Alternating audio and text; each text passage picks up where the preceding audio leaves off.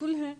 आज हर देशवासी के मन में इलेक्शन कमीशन ऑफ इंडिया से सवाल हैं, चाहे वो महाराष्ट्र हो, चाहे वो तमिलनाडु हो, चाहे वेस्ट बंगाल हो और चाहे वो बिहार हो। जिस तरीके से लगातार इलेक्शन कमीशन ऑफ इंडिया जवाबदेही से बच रही है, अपनी धमकियां दे देकर चुप कराने की विपक्ष को कोशिश कर रही है, ये कहाँ तक सही है? क्या आप entirely compromise institution of India क्या भारतीय जनता पार्टी के हेड ऑफिस से काम कर रहा है? आप देखिए 48 लाख वोटर्स ऐड हुए थे महाराष्ट्र में लोकसभा और विधानसभा के चुनाव के बीचों बीच। आज तक नहीं पता, वो इतनी खबरें आई थी, सामने आया भी था कैसे एक एक हॉस्टल से ही 4,000 वोटर्स आ जाना। श्री राहुल गांधी जी ने बाकायदा एक प्रेस कॉन्फ्रेंस के माध्यम से कर्नाटका का उदाहरण देते हुए ये जो पूरा पर्दाफाश किया है इलेक्शन कमीशन ऑफ इंडिया का, अब उनकी जवाबदेही बनती है। डेटा कहाँ से आया? Data election commission of India का है। बूथ वाइज डेटा कहाँ से आया है? उन्हीं का ऑफिशियल डेटा है। उसी का इस्तेमाल करके बताया गया है कैसे वोटों की हेरा फेरी हो रही है। अब ये इलेक्शन कमीशन की जिम्मेदारी है कि इसका जवाब दें, और देश की जनता में जो सवाल उठ रहे हैं ईवीएम से लेकर वोटिंग पैटर्न को लेकर और वोटर्स को लेकर, वोटर लिस्ट को लेकर, उसके बारे में जो मैं मानती हूँ एक स्पष्टीकरण दें, और जो अकाउंटेबिलिटी होनी चाहिए एक इंस्टीट्यूशन में वो वापस से उसको पूरा करें। लेकिन अब मार्च करने जा रहा है। ये बिल्कुल करेंगे। जिस तरीके से इलेक्शन कमीशन ऑफ इंडिया का तथ्यों के साथ उन्होंने प्रेस कॉन्फ्रेंस किया, जो इन्वेस्टिगेशन होना चाहिए था, जो इन्वेस्टिगेटिव जर्नलिज्म मीडिया को करना चाहिए था, वो आज विपक्ष की पार्टी कर रही है। आज मीडिया से बस यही अपेक्षा है कि हो सकता है आप पे कोई दबाव हो सकता है आपके ऊपर भी ईडी, सीबीआई, इनकम टैक्स का छाया हो, पर आप लोग अब इस बात को आगे बढ़ाएं।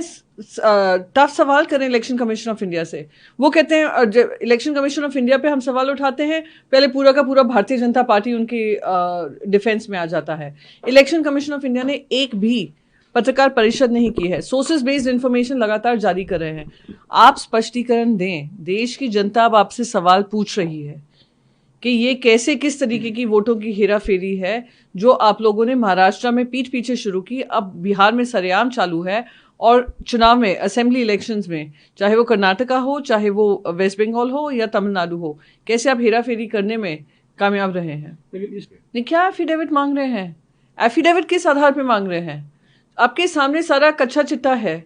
वो कौन से, उन्होंने क्या क्या पेश किया है? उन्होंने वही एड्रेसेस पेश किए हैं जो इलेक्ट्रल रोल्स में है।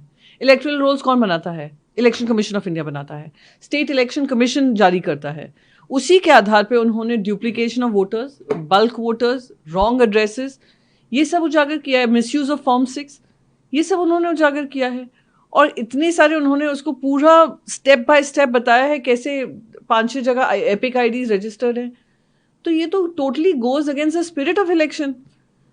तो अब आप क्या एफिडेविट का क्या इंतजार कर रहे हैं? आपके सामने आप ही के तथ्य हैं, आप ही के इलेक्ट्रल रोल्स हैं, आप ही के रिकॉर्ड हैं, आकर स्पष्टीकरण दीजिए ना। ये तो बस जवाबदेही से बचने की बात है। क्या ये हमें और सोर्सेज के माध्यम से कहना चलिए एफिडेविट साइन करिए? क्या एफिडेविट साइन कराना है? एलओपी एक कॉन्स्टिट्यूशनल पोजीशन ना हो, पर एक पोजीशन, इंपॉर्टेंट पोजीशन है। अगर वो कह रहे हैं और एलओपी ने एक मीडिया के माध्यम से आपको ये उजागर किया है, तो अब आपकी जिम्मेदारी बनती है भाई साहब कि आप जवाब दीजिए। ये धमकी, गीदड़ धमकी किसी और को ना दीजिए। कॉमन एपिक का सबसे पहले कॉमन मैन को भी ये समझना पड़ेगा, आपके पास एकमात्र अधिकार है इस देश में, वो है वोटिंग का। आपका वोट सरकारें बनाता है, गिराता है, पर आपका वोट ही अगर किसी फायदे का नहीं रहा। पहले हमने देखा कैसे वोट अगर एक सरकार को होता है, ये लोग सरकार कॉन्स्टिट्यूशन को दरकिनार कर कर, तोड़ मरोड़ कर, ये लोग अपनी सरकार काबिज करते हैं। अब उन्होंने कहा था 400 का आंकड़ा पार करेंगे लोकसभा चुनाव में, 1 नेशन 1 पार्टी होगी, जेपी नड्डा जी का नारा था। अब वो तो कर नहीं पाए लोकसभा में, तो इन्होंने इलेक्शन कमीशन के माध्यम से इन्होंने वोट के EPIC IDs, multiple EPIC IDs बनाना, मल्टीपल जगह पे वोटिंग कराना, एक आईडी से मल्टीपल जगह वोटिंग कराना, एक एड्रेस पे 40-40 लोगों का, 1000 लोगों का पता होना, ये कहाँ तक सही है? और कब तक हम लोग ये उनसे उम्मीद करते रहेंगे कि आप जवाब दें? तो अब देश की जनता से कहूंगी, अगर ये भी आपका अधिकार छीन लिया गया, तो सच कह रही हूं कि आप लोगों को एक डिक्टेटर मिलेगा जहां पे ना वोट का होगा, ना आपकी बातें सुनी जाएंगी, ना आपका पक्ष रखा जाएगा, और सिर्फ डिक्टेटोरियल टेंडेंसीज चलेंगी। ये देश के लिए हानिकारक है, आप सभी के लिए हानिकारक है। ट्रंप की व्यवस्था और 3rd पोजीशन हम जल्द हासिल करेंगे, ये क्या ट्रंप को जवाब है मोदी का? नहीं, मैं नहीं मानती हूँ, जब तक वो उनका नाम लेकर उनको जवाब नहीं देंगे तो ये कोई इनडायरेक्ट जवाब देना मैं नहीं मानती हूँ कोई जवाब होता है। पर हाँ, ये भी बात सही है कि एक ऐसे मर्क्यूरियल नेता हैं डोनाल्ड ट्रम्प के, कहीं भी कुछ भी तरीके का उनकी भाषा रही है, एक देश को जो फोर्थ लार्जेस्ट इकोनॉमी है उसको डेड इकोनॉमी बता देना, वो उनकी मैं मानती हूँ उनका बुलिंग टैक्टिक्स, उनका आर्म ट्विस्टिंग टैक्टिक्स है एक ट्रेड डील साइन करने के लिए। वो ट्रेड डील हम तब तक साइन नहीं करेंगे जब तक वो हमारे नेशनल इंटरेस्ट को हानि पहुंचाता है या हमारे नेशनल सॉवरेनिटी पे ये लोग इल्ज़ाम लगाते हैं। तो ये बहुत लाजमी है कि इंडिया को इसमें झुकना नहीं है। पर साथ ही साथ जिनको अपना दोस्त माना था, हाउडी मोदी से लेकर काफ़ी सारी रैलीज की थी, आज ये सवाल ज़रूर उठता है हर देशवासी के मन में कि आज हमने इतना अमेरिका पे भरोसा किया, इतना उनकी प्रेसिडेंसी पर भरोसा किया, और अब सबसे ज़्यादा अगर टैरिफ लग रहा है हमारे देश को लग रहा है, सबसे ज़्यादा धमकियां आ रही हैं तो हमारे देश को आ रही हैं, सबसे ज़्यादा भाषा का इस्तेमाल हो रहा है तो हमारे खिलाफ हो रहा है। आज खुद वहाँ के पाकिस्तान के field marshal United states of America की धरती से कहते हैं कि हम न्यूक्लियर बॉम्ब छोड़ देंगे अगर इंडिया किसी भी तरीके की हरकत करता है, आधे दुनिया को हम ले मरेंगे पर हम लोग न्यूक्लियर मिसाइल्स छोड़ेंगे। ये गीदड़ भपकियाँ उनकी ज़मीन से देता है, सरजमीन से देता है।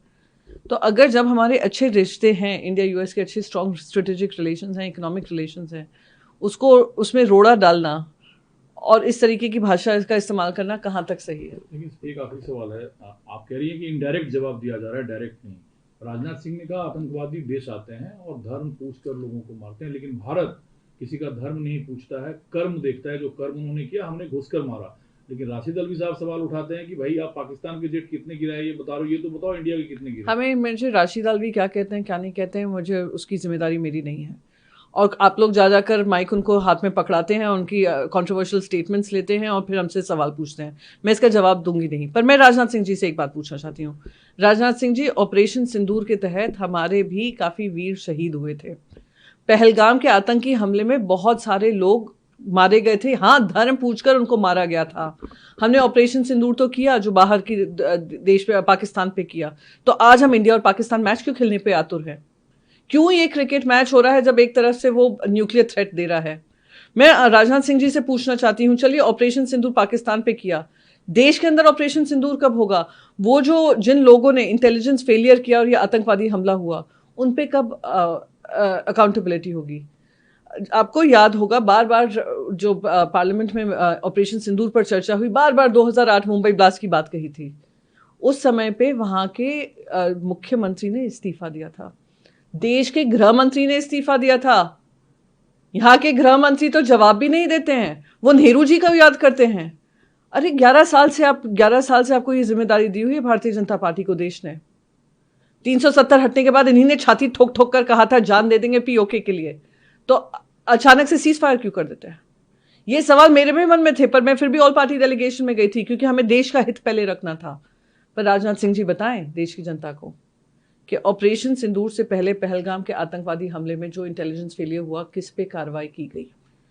ऑपरेशन सिंदूर के तहत जिसने कहा था हम पाक पीओके के लिए जान भी दे देंगे, हम पीओके लेकर क्यों नहीं आए? Last but not the least, अगर ऑपरेशन सिंदूर जारी है, जो खुद प्रधानमंत्री ने फ्लोर ऑफ द हाउस में कहा, तो हम इंडिया पाकिस्तान मैच करने के लिए क्यों आतुर खड़े हुए हैं? ये क्रिकेट मैच किसके खून पे हो रहा है, देशवासी जानता है।